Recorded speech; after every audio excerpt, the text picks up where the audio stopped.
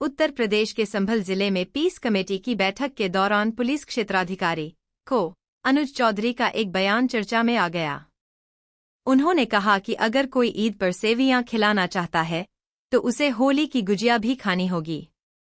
उनका यह बयान सांप्रदायिक सौहार्द और भाईचारे को मजबूत करने की अपील के रूप में देखा जा रहा है। सीओ अनुज चौधरी ने कहा कि दोनों पक्षों को गुजिया खानी चाहिए, लेकिन यहाँ गड़बड़ हो जाती है।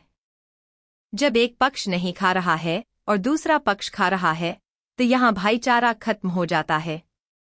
बुधवार को संभल कोतवाली में पीस कमेटी की मीटिंग के दौरान उन्होंने कहा कि उनका उद्देश्य शांतिपूर्ण सहअस्तित्व सुनिश्चित करना था।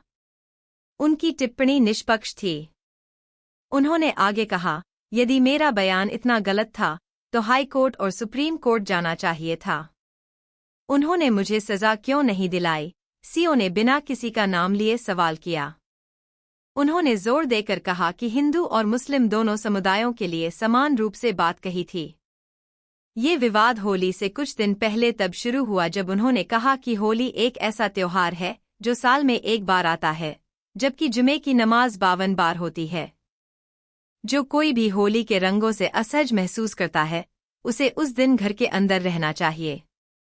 उन्होंने कहा, हमारा हमेशा से उद्देश्य रहा है कि हम जहां भी रहें शांति भंग न हो। उन्होंने स्पष्ट किया कि उनका उद्देश्य अपमान करना नहीं था, बल्कि सभी धर्मों के त्योहारों का सम्मान करने के महत्व पर जोर देना था। अनुज चौधरी ने आपसी सम्मान और एक दूसरे के उत्सवों में भागीदारी की आवश्यकता पर भी जोर दिया। इसके साथ ही संभल में हुई हिंसा के बाद पुलिस कार्रवाई पर लगे आरोपों के बारे में भी बात करते हुए उन्होंने आश्वासन दिया कि सबूतों के आधार पर गिरफ्तारियां की जा रही हैं। इसके साथ ही मुद्दे का राजनीतिकरण न करने का आग्रह भी किया। अनुज चौधरी के इस बयान को सामाजिक सौहार्द की मिसाल के रूप में देखा जा रहा है। बैठक में मौजूद लोगों ने भी इसे सकारात्मक संदेश बताया और कहा कि यह भाईचारे को बढ़ाने का एक शानदार तरीका है। देश की विविधता में एकता ही हमारी सबसे बड़ी ताकत है और ऐसे संदेश इसे और मजबूत करने का काम करते हैं। आपको क्या लगता है, क्या त्योहारों को मिलकर मनाने से समाज में सौहार्द बढ़ेगा?